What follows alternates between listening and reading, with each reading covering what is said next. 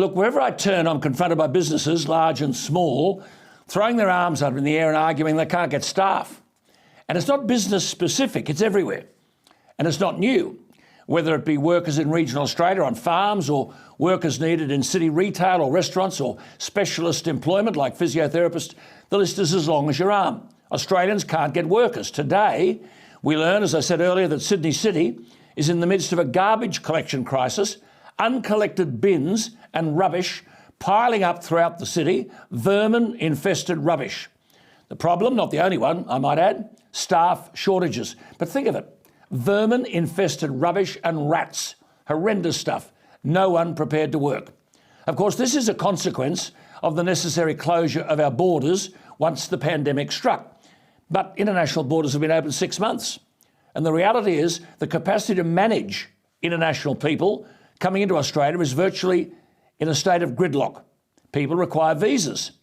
The Department of Home Affairs, as the visa authority, and the Australian Border Force, which manages our airports, faced budget cuts in the March budget. How smart was that? The challenges are massive, the problems are enormous, and those who know say they'll take years to address.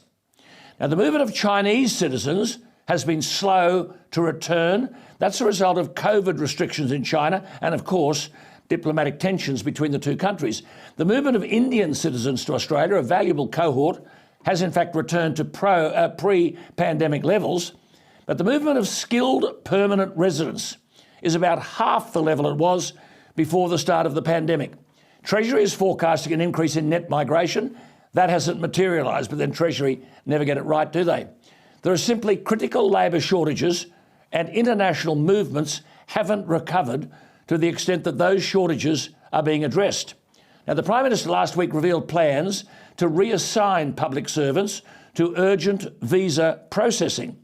There are allegedly almost 500,000 job vacancies, but tens of thousands of unresolved visa applications. There is a new Immigration Minister, Andrew Giles, who said this month that fixing the complex and cluttered visa system would make Australia an internationally competitive destination for skilled workers. Well, that may be so, but you've got to fix the visa system first. The government would have you believe it's trying to attract labour for critical sectors to support economic recovery.